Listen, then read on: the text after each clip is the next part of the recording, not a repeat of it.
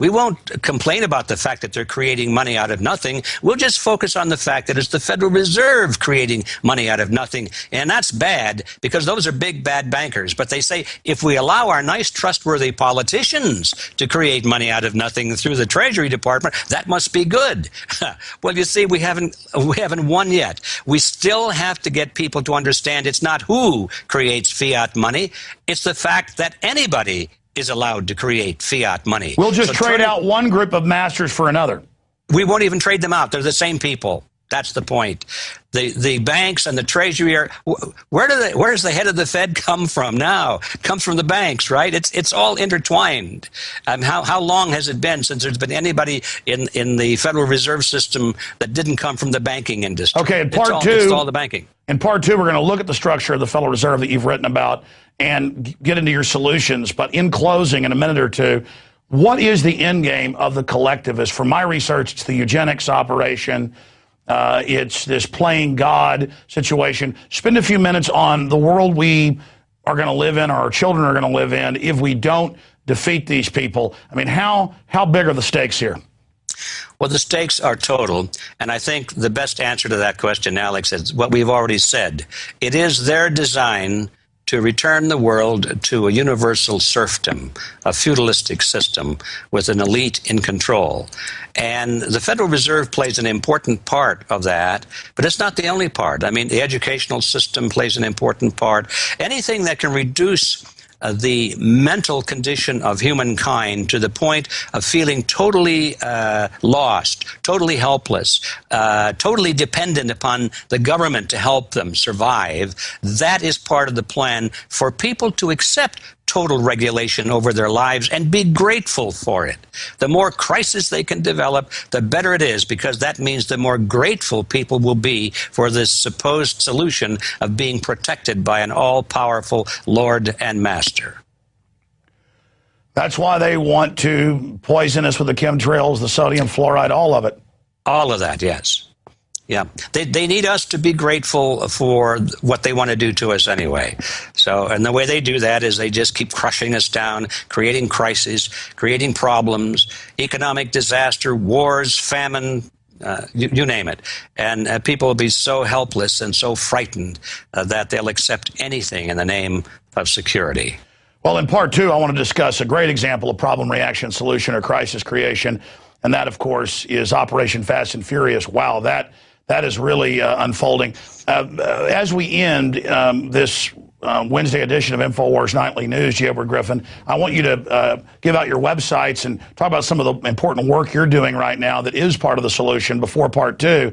But then I want you to add the caveat or the double addendum here, because we are at the end of the interview, on my view that, Pol Pot killed anybody who was educated or wearing glasses. They saw that as being upper class, to wipe out people that could challenge them. But the globalists with the fluoride and the drugs and everything, they're just trying to wipe out our minds and basically turn us into biological androids. Well, yeah, you covered a lot of points there. First of all, thanks for the invitation to invite people to my websites. We have several websites, as you know. Our think tank website is called Freedom Force, and it's where we lay down strategies and explore strategies of how to take back control of our systems and how to educate and how to mobilize people on behalf of freedom. So that's freedomforceinternational.org. But our commercial site, where we sell books and recordings and videotapes and educational materials, is called The Reality Zone. And that's therealityzone.com. And you'll find about, a little over 100 different items there for sale, and we're constantly adding new items. So please come in there, and if you want to see what we think about news events, commentary on the news, we publish something every week, as you know, called Unfiltered News. We even put a few things in there now and then, Alex, from Prison Planet. And your excellent work gets in there quite a bit. So it's a free news service, and it's called Unfiltered News. Google it, and you can sign up there. Wonderful. Now, as for the other things, I don't know what to say. Yes, they are trying to control our minds and our spirits, our bodies. So they want to control what medicines and foods we take into our bodies. They control what information we take into our minds. They want to create little robotoids out of us, and they're doing pretty well. When you go into town and you look at some of these people shopping at Kmart or wherever you see them, and you hear them talking, and they're talking about the most asinine, mundane things. And this occupies their lives. They have no idea of anything that's really important. They're all wrapped up with Dancing with the Stars or Saturday football or who knows what, and these are all entertainment points with them. They need to be entertained and scintillated and tintillated. But these are prisoners of the literal matrix, and we're here to break them out. G. Edwards, stay there. We're going to come right back to you in a moment, but I've got to end this Wednesday edition of InfoWars Nightly News. We're going to come back and tape the second half for Friday, okay? Very good. Thanks a million. Well, ladies and gentlemen, that's it for this edition of InfoWars Nightly News.